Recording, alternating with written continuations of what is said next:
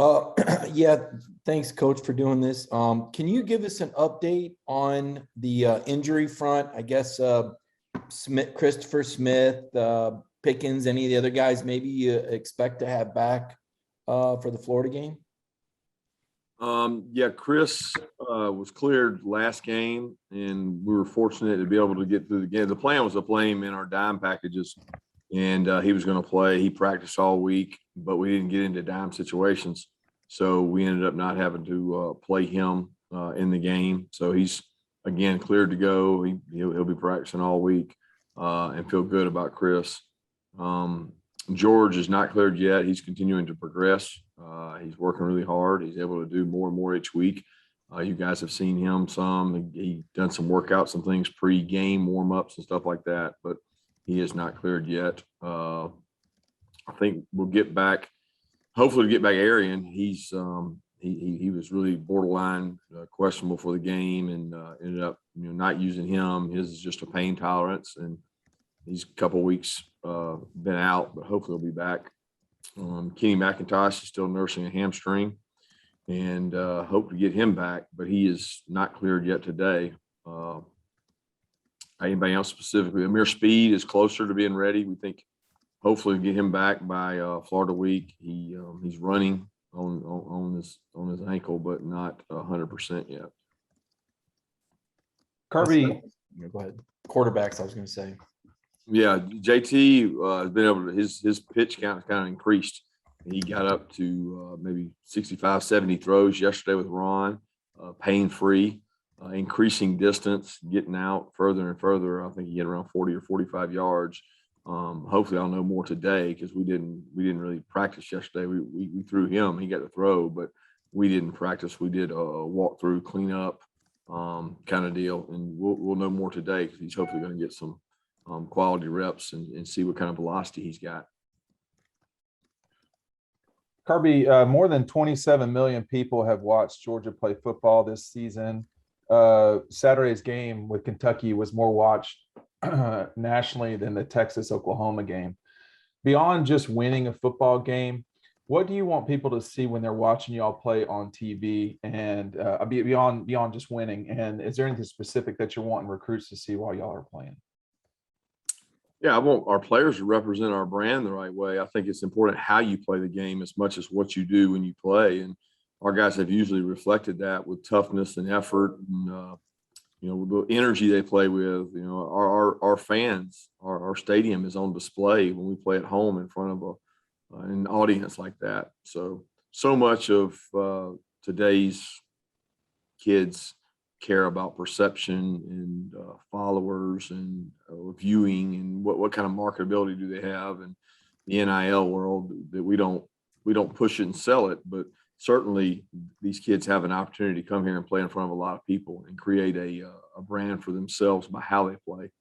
We just really gear it towards tough, hard-nosed football and want our teams to represent that. And I think our team this year has really showed toughness, resiliency, all those traits that we talk about. They've shown those, and it's critical to their success and our success that we continue to get better at those things. Let's go to Chip Towers, and then we'll go to Mark Weiser. Hi, Coach. Let me bring up the annual refrain about playing the game in Jacksonville. Your feelings on that? Do you still think the negatives outweigh the positives, and what's your general thoughts on it this year? I haven't even thought about it, Chip, to be honest with you. I don't concern myself with things that I don't control. All I'll ever say is that, the home atmosphere we have is incredible, and the ability to bring recruits in is big. And if I knew every year we would have home games like we've had this year, it probably would be less of an issue. But it's an issue when you're not allowed. You don't have what might be your biggest rival, and you don't have an opportunity to bring official visits in and recruits in every other year, because you wouldn't have it every year anyway. But it certainly is valuable in the time when kids are deciding an early signing date, December, and they're enrolling in January. Those are the most critical weekends you can have to get kids on campus. So I stand by the fact that we miss out on one of those opportunities every other year, and everybody else in the country doesn't. To be clear, you guys, you can get them tickets if they want to go, right? Like if it's somebody recruit wants to go, you can get them a ticket to come see the game. It's complicated. Thank you. I appreciate it, Coach. Hey, Kirby. I want to ask about Scott Cochran. Is he back with the program and what's his role now? And then I also wanted to ask about Arik Gilbert, how he's doing and if there's any chance he'll be back this season. Scott, he's back with us officially and working with us. He's going to be assisting the special teams staff and helping contribute to those guys in an all-field role for the rest of the season. And happy to have him back and hopefully going to keep him safe and healthy throughout that process and during his recovery process. But we're glad to have his energy, enthusiasm back, and he'll help us on a kind of a off-the-field role there with special teams. And then Reek is not back. He's still continuing his journey and hopefully going to get back. We're communicating with him and everybody's pulling for him, but I don't know the answer to when or if he'll be back. All right, Seth Emerson, next question, and then we'll go to Jake Rowe. Kirby, with the receivers and, it's a weekly, daily kind of thing on where are they, who they come back. At what point are the guys that have been playing, it's hard to take them off the field. You don't just kind of add a receiver who's healthy and plug him into a starting role or you know what I mean? Yeah, it really just boils down to practice, right? Like the guys that go out and practice and take the reps and perform on the practice field, the guys that go out in the game. So yeah, you don't ever just plug a guy in. You plug a guy in during the week and you give him reps, and whoever gives us the best opportunity to win is who's out on the field, and that comes from practice. And if you can't practice, well, obviously that's hard to do, right? So if you can practice and you're not 100% and you're working your way back, then we're going to play whoever gives us the best opportunity to win. So those guys that are injured are trying their best. They're at rehab each day. They're working to get back, and we're focused on getting the guys we have healthy better. And I want to have more depth at that position, and that's all kind of contingent on those guys returning from injury. Kirby, I wanted to ask kind of a little bit more about George. I know you have said you don't have a timeline, but you did kind of rule him out earlier on, but I think it was this time last week for the Kentucky game. Would you be able to do that for the Florida game? Could you say that he's definitely not going to play against Florida, or is it just like a day-by-day deal?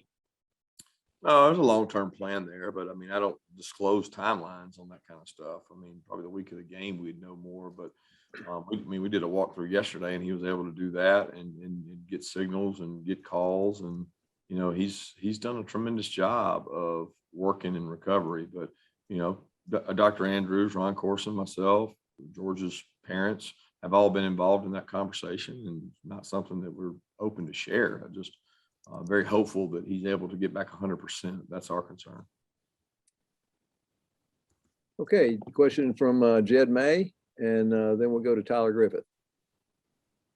Yeah, Coach, you've talked a lot about, or especially after the game, about, defensive meetings being made fun and keeping guys engaged, all that kind of stuff. I was just wondering if y'all have any plans to expand that kind of thing, to more of a team-wide thing, during the bye week to, keep guys engaged and energized and all that kind of stuff. Well, it is a team-wide thing. I mean, the questions were asked specifically about the defense, but it's not any different for the team meetings, the special teams meetings, and the offensive meetings. They have their different ways of keeping things moving, keeping things interesting. I think all our coaches are creative teachers. I know when I get in front of the team, I don't want to say the same thing every day. I want to have a different theme or maybe a movie clip or a message. And it's the same way with special teams and Monken and the offensive coaches. So it's not, it permeates the organization because it has to. If you don't, you'll lose these kids. So it's just a method of teaching. I think the specific questions were more about the nuggets and the things like that we do defensively. That pertained to defense. Yeah, just following back up on the defense, what would you say is the biggest difference between last year and this year? We're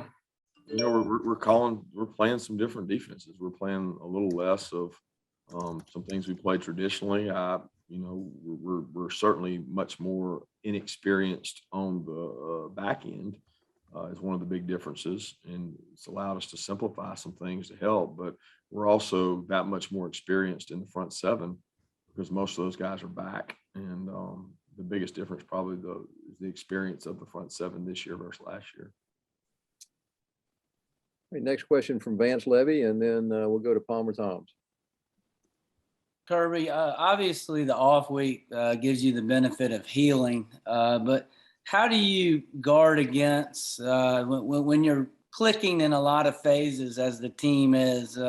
Some would argue playing each week keeps that edge where you want it. How will you use this week to kind of not lose that edge then going into the actual game week next week? Well, I don't know that we're playing at our best, right? So we're trying to play better, and there's plenty of things. I mean, we had a 22 or something play drive, a 13 play drive. I mean, defensively, we didn't get off the field and some opportunities, and those long drives, you got to have answers to. You got to improve. Why did you not get off the field? Is everything 3rd and 1, 3rd and 2? They had 4 downs. I mean, more people may go for it on 4th down. So when you have 4 downs to get it, you're going to have those kind of situations. Offensively, there's a lot of things we can clean up. So I don't look at it as, worry about losing our edge during this week. I'm trying to sharpen our edge and get better because that's what we've got an opportunity to do. We've got a chance to create depth and improve players. And there's not one player on our team that would tell you he doesn't need to improve. And that starts with us as coaches. So we're looking at ourselves, quality control, how we can improve, what we can do better to help our players be successful. Kirby, you mentioned it there with developing the depth. How much of the bye week is put into, trying to take some guys that maybe haven't played a huge role and seeing what they could do throughout the rest of the season versus developing guys that have already contributed? Just both. I mean, we never go out to practice and say we're doing one or the other, right? That would be foolish. I mean, we're trying to develop the roster all the time. There's defensive players on the scout team we're trying to develop. And for instance, Jordan Davis, his freshman year, at this time, I don't know that he had played very much of a role. And he went into the Florida game, if you remember, and really came on the scene after a week off of practice.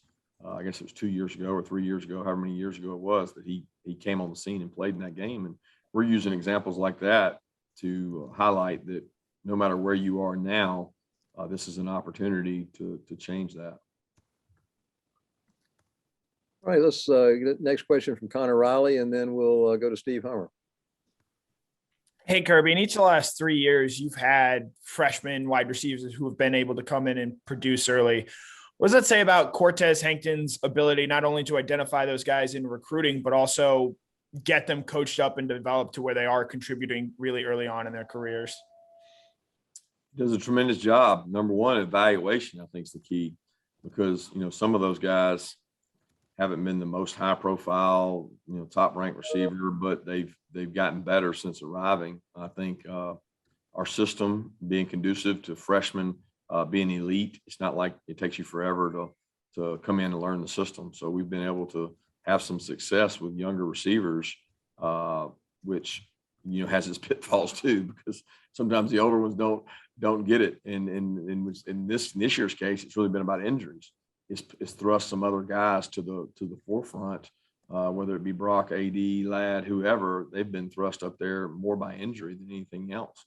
But Cortez does a great job teaching, developing, working on those guys. And we think those guys get a lot of reps in the spring, in AD's case, and also in fall camp. That all those work with the 3s and 2s, which some of those guys were, pays off. Yeah. Hey, Kirby. I was just wondering if the phrase top ranked Bulldogs or number 1 ranked Bulldogs is ever uttered around the building there. And how have you kind of used the ranking to either dismiss it or to kind of use it to kind of prod the team along? No, it doesn't get mentioned much. I mean, there's not a lot of time to talk about it. I mean, I think the kids see it when they leave and they hear about it through social media and different media outlets. That's what they see on their phones. So I know they're not oblivious to it. But for us, it hasn't been used for anything other than what has made us successful. And we've talked about this before. And the kids explain what's made us successful, what they believe has made us successful, because what they believe matters over what I believe. And then, okay, what are our threats? and let's identify what our threats are. And complacency, good being the enemy of great, is something that we talk about a lot, and we don't want those things to affect us. So we're very open about it. We have conversation about it and talk, but outside of that, the ranking doesn't come up much. All right. Thanks. All right, question Lance McCurley, and then we'll go to Roddy Nabulsi. Hey, Coach. So what's your schedule like for the rest of the week? And what do you kind of do? I'm sure it's going to be recruiting, but what's your kind of schedule on the players through the next week? When are they off? And are they going to be able to go home? And, what are your weekend plans? Not sure on my weekend plans. You have to ask my wife that. I'll do whatever she tells me to do. But Tuesday, Wednesday, Thursday, we're going to practice, get after it. We're going to work on some future opponents. We'll introduce Florida on Thursday. We'll recruit. Some guys will recruit Thursday and Friday. Some will recruit just Friday. And then we're off Saturday, and then we're back at it Sunday as coaches, and the players are back Sunday. Kirby, you went over a year without being able to have recruits on campus. You had to 13 whatever months until June. You also didn't have the type of year you wanted to last year under COVID. This year, you were able to get recruits on campus starting in June. You've had a noon game with a ton of kids there. You had a 3:30 game with a ton of kids there. You have a #1 ranking. Would you compare and contrast recruiting last year versus recruiting this year? Yeah, it's polar opposites. So just the fact you couldn't be here. I mean, there was no such thing as recruiting last year. It was all by phone and by Zoom. And the kids not being able to experience the games it's hard on them. They're having to make decisions to go places without going places. And that's just hard. And this year's been, it seems like pretty much back to normal. If anything, it's heightened because there's the new effect. Like, this is new to so many people. They haven't done it. So your sophomores and juniors are dying to go places, and seniors, it's like their first trip. So it's been heightened, and it certainly has helped that we've had some premier games at home to bring these kids to. Hey, we've got time for 2 more questions. We'll let anybody jump in. Go ahead. Kirby, this is Dean again. Can you go out twice this week or 3 times if you wanted to recruiting, or is it only once for the head coach this week? Well, the head coach can use. I can do whatever I need to do or whatever I want to do. We have a certain number of hits that we have, and that's all we have. So we have numbers, and we have those delegated out throughout the year where, one weekend we might use 5, one weekend we might use 4 or 3. Off weekend, we use obviously everybody. We can, but we delegate that based on what games they think it's important I go to versus what games it's important the assistants go to. Kirby, I wanted to ask you about Trey Scott, and obviously, you guys are, playing really well on the defensive line and have seemingly gotten better every year. Going back, as far as experience and stuff, Trey didn't have a ton of it at that point. He hadn't been doing it for 10, 15 years or anything. What led you to hire him to kind of thrust that kind of trust into a guy like him? And how have you seen him grow as a coach? Well, he's young, he's energetic. He's one of the best teachers and developers I've ever been around. He pours into his young men. His unit takes a lot of pride in their performance as a unit, and you see it kind of reflect in the way he leads. He's got a great family, great wife. He's a class act. He represents the University of Georgia the right way, and he grew up under one of the legendary defensive line gurus and teachers named Pete Jenkins, and Pete is kind of world renowned for developing coaches. And Trey came up under Pete, and when you get one of Pete's guys, you're going to get a good one. And we've been able to do that. We've been very blessed to have Trey and his family here, and he does a wonderful job recruiting, pushing young men, challenging young men, and developing young men so that when they leave here, they're much better off. Thank you, Coach Smart. Thanks. Thanks, everyone.